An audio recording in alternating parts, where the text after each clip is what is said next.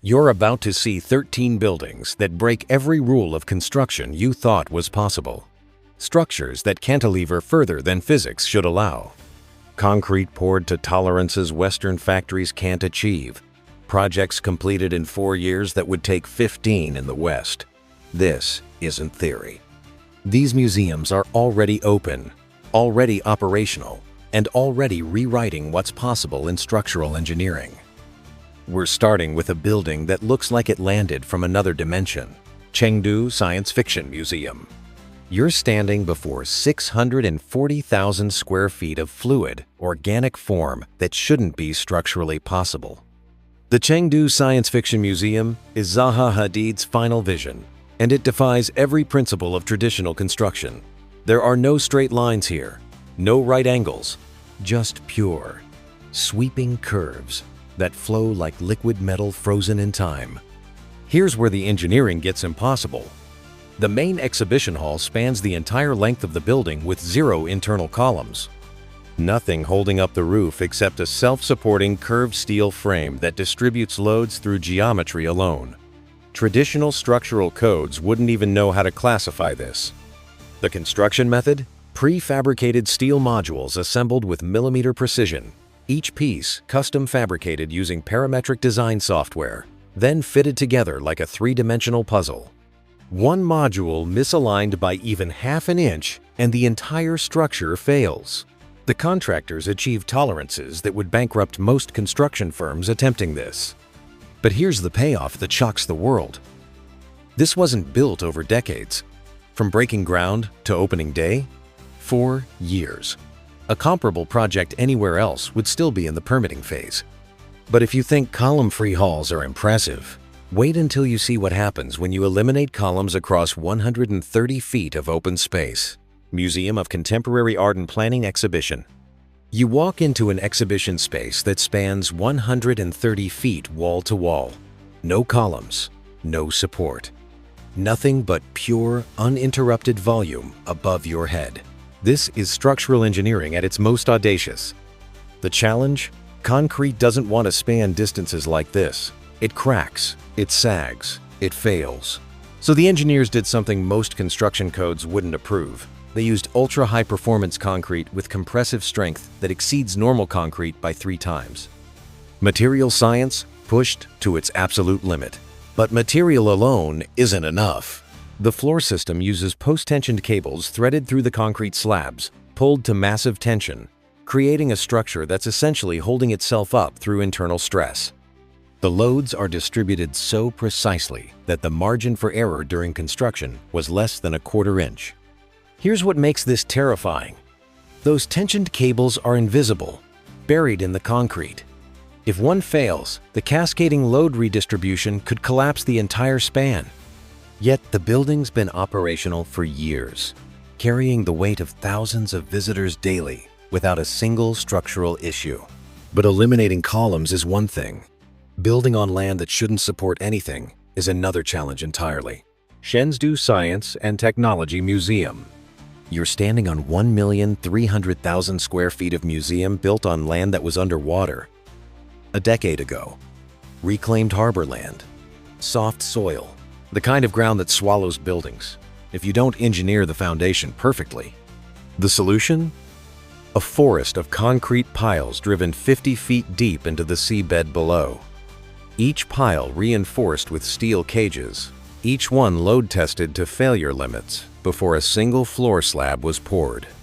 Over 2,000 individual piles anchoring this massive structure to bedrock that lies beneath decades of sediment. But the foundation is just the beginning. The facade uses a double-skin climate control system, 2 layers of glass with an air cavity between them. The outer skin takes the solar heat. The inner skin keeps the interior cool. Between them, algorithmically designed shading fins adjust the light levels throughout the day. It's a building that responds to the sun like a living organism. The construction timeline? 5 years from empty harbor to operational museum. The engineering required to build on reclaimed land at this scale, in this time frame, would be considered impossible by most standards. But this was just warm-up compared to what structural engineers accomplished when they decided to make a building imitate nature itself. Shanghai Natural History Museum. You're looking at a building designed to mimic a nautilus shell. Not just aesthetically, structurally. The entire load-bearing system follows the spiral geometry found in nature, distributing weight through curves and cellular patterns instead of traditional beams and columns. This is biomimetic engineering at architectural scale. The walls aren't solid, they're a honeycomb lattice of concrete cells, each one precisely sized and positioned to channel forces through the structure exactly how a seashell distributes pressure underwater.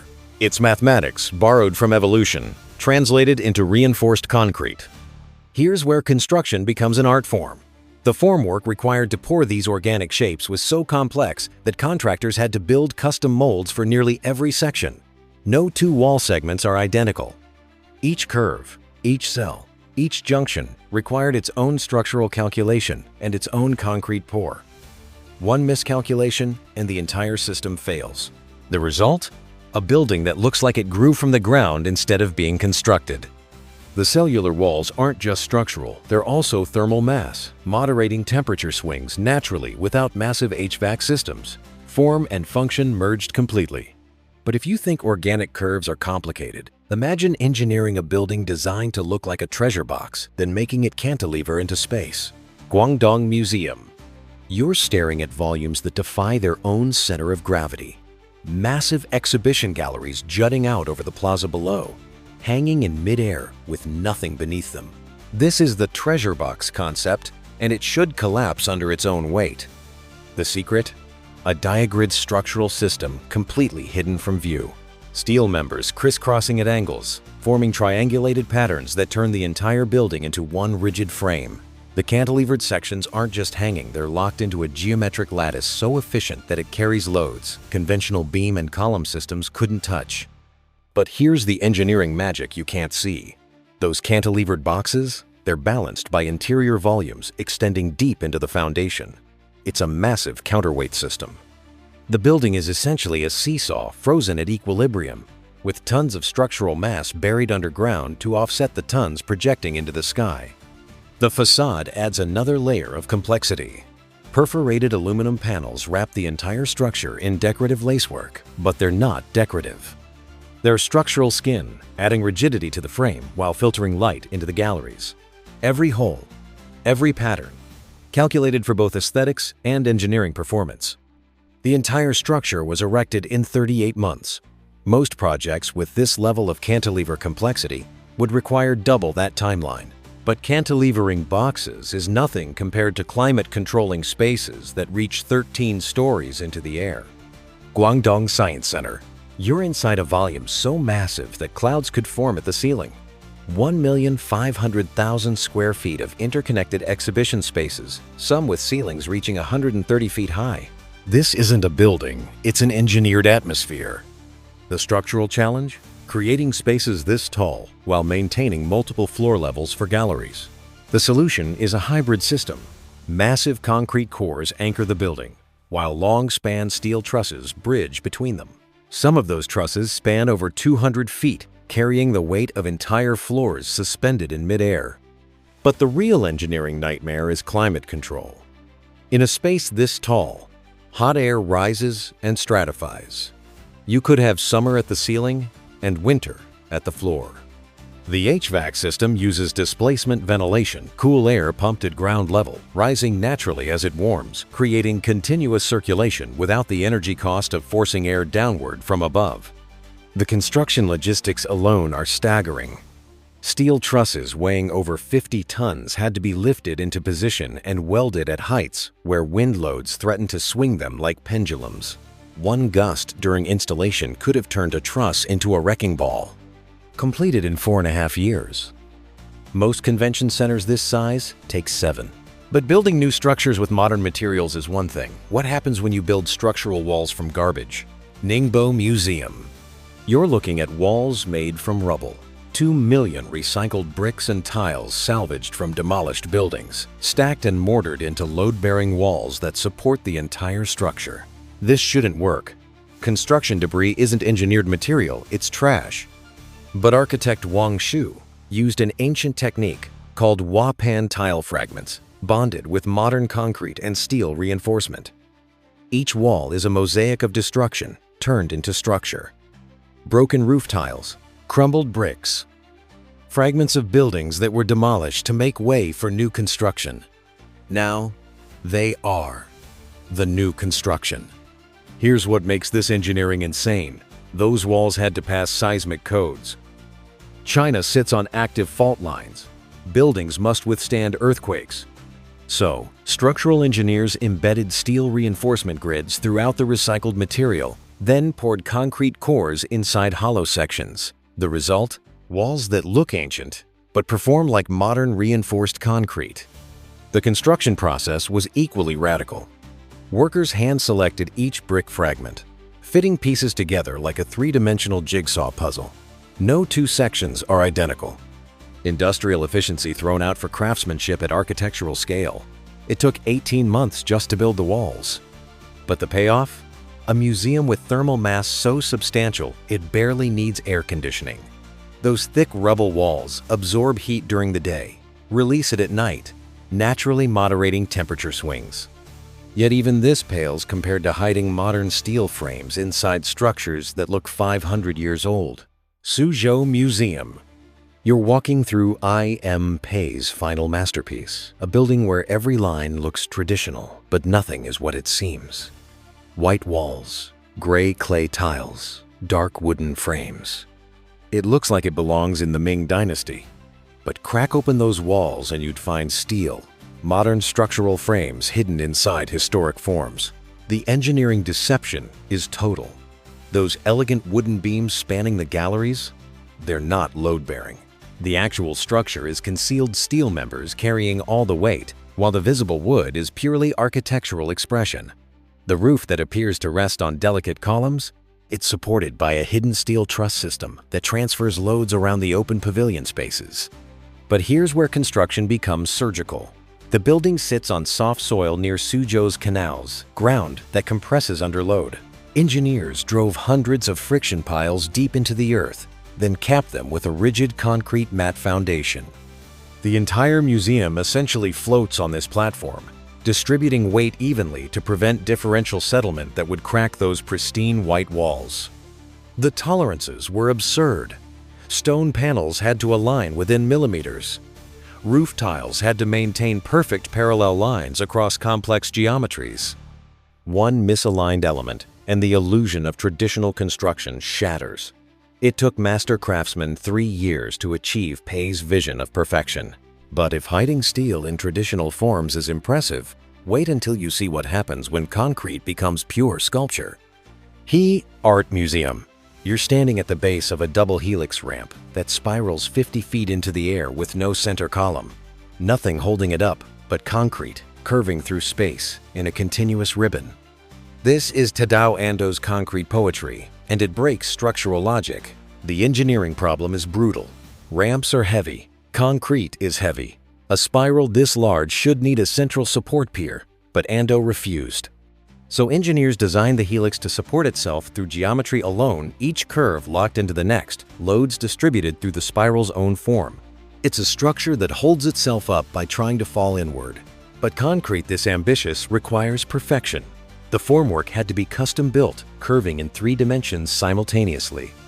Pour the concrete and you get one chance. If it cracks during curing, you demolish and start over. The mix itself was custom designed. High early strength to support its own weight during construction, low shrinkage to prevent cracking, and additives for a mirror-smooth finish. The construction tolerance? Under 2 millimeters. Run your hand along that spiral and you won't feel a single seam, a single misalignment. It feels carved from a single piece of stone, not poured in sections over months of painstaking work. The entire museum took 4 years to complete. Most projects attempting concrete work this precise would still be in the formwork stage, but building spirals on flat ground is nothing compared to anchoring a museum into the side of a mountain. Tiangang Art Center. You're looking at a structure carved into a mountainside and cantilevered over valleys that drop hundreds of feet below. This isn't architecture adapting to landscape, this is architecture conquering it. Exhibition wings project 80 feet beyond the cliff edge, with nothing but air beneath them. The foundation engineering is extreme. Hundreds of steel piles drilled directly into solid rock, some reaching over 60 feet deep into the mountain face. Each pile chemically bonded to the stone with high-strength grout, turning the building and the mountain into a single structural unit. The museum isn't sitting on the mountain, it's physically fused to it. But anchoring into rock was just the beginning. Those cantilevered wings hanging over the void, they're balanced by massive concrete counterweights buried deep into the hillside. Thousands of tons of reinforced concrete acting as anchors, preventing the projecting galleries from rotating off their supports. It's a tug of war, frozen in equilibrium. The construction logistics were punishing. Every beam, every steel member, every cubic yard of concrete had to be transported up narrow mountain roads, then lifted by crane to positions hundreds of feet above the valley floor. High winds routinely stopped work. One miscalculation during a crane lift, and equipment, or worse, plummets into the gorge below.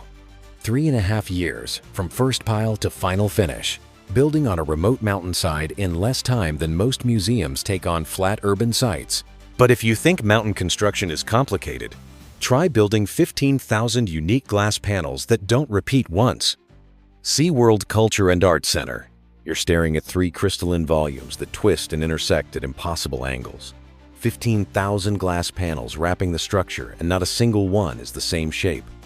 Every panel custom cut, custom fitted, each one a unique geometry in a 3-dimensional puzzle that took parametric design software weeks to solve. This is Fumihiko Maki's vision pushed to its absolute limit. The structural frame beneath that glass? A steel space frame with over 8,000 custom connection nodes. Not standardized joints, custom. Each node, where steel members meet, required its own engineering calculation, its own fabrication drawing, its own quality control inspection. The construction sequence was surgical.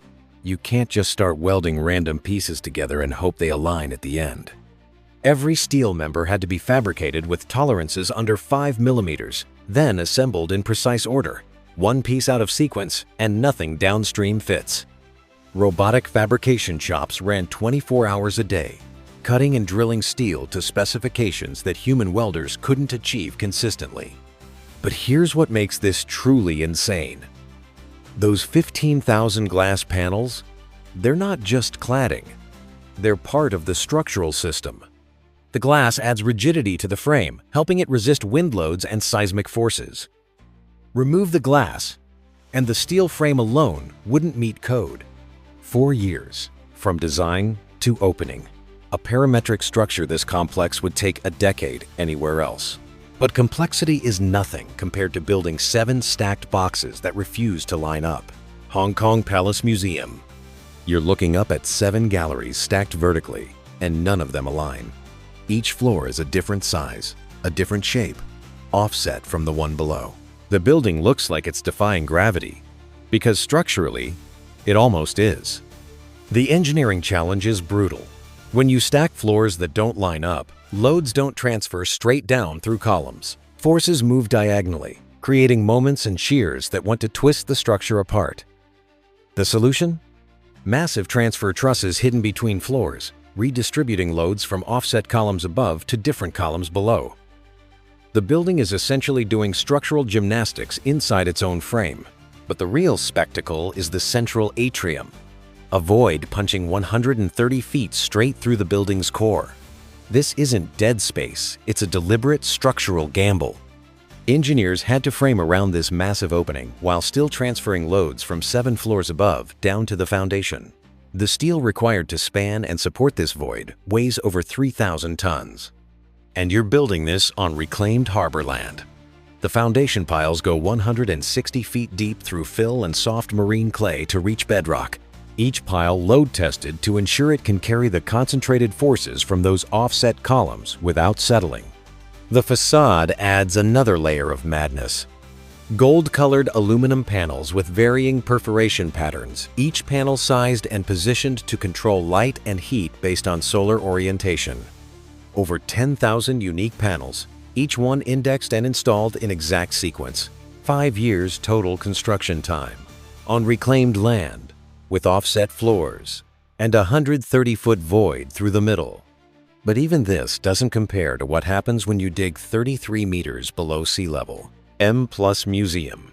You're standing before the largest modern art museum in Asia, 700,000 square feet. And the most shocking part is underground, 33 meters below sea level.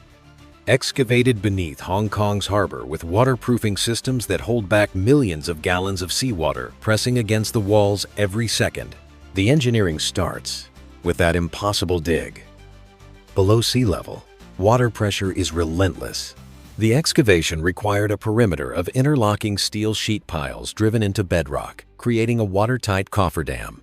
Then, dewatering pumps ran continuously for 2 years while crews carved out basement levels that shouldn't exist. One breach in those walls and the entire site floods in minutes. But the structure above ground is equally audacious. A 115-foot cantilever projecting over the entrance plaza that's longer than most buildings are wide. The cantilever is supported by post-tensioned concrete beams working in concert with steel trusses, loads transferred back through the building core to prevent rotation. The counterweight system required is enormous buried concrete masses deep in the basement pulling against that projecting volume. The LED facade wrapping the building isn't decoration. 8,000 programmable lights integrated directly into the structural panels. Each light housing had to be weatherproofed, wired, and calibrated while maintaining the structural integrity of the cladding system. The facade isn't just skin, it's a programmable surface that turns the entire museum into a living artwork. Material innovation everywhere. The terracotta and glass facade combines thermal mass with transparency. The terracotta absorbs heat during the day. The glass allows natural light, creating a building envelope that moderates temperature passively. Manufacturing those terracotta panels to architectural tolerances required custom extrusion dies and quality control that rejected anything with surface variations over 1 millimeter. And the construction timeline is what breaks belief. 5 years. From first excavation below sea level to opening day. Comparable museums in other countries take 15 years minimum. The Tate Modern Extension, 12 years. San Francisco's Museum of Modern Art expansion, 10 years. This was operational in 5. This is what 100 years ahead looks like. Museums built on reclaimed harbors in the time it takes others to finish design development. Cantilevered structures that span distances structural codes don't account for. Facades with parametric complexity, requiring robotic fabrication. Concrete poured to tolerances that expose every flaw in formwork. Underground galleries excavated beneath seabeds with waterproofing that can't fail. All of it constructed at speeds that rewrite project timelines globally. These 13 museums aren't the future of architecture. They're proof the future is already built, already open, and operating at a scale the rest of the world is still trying to calculate.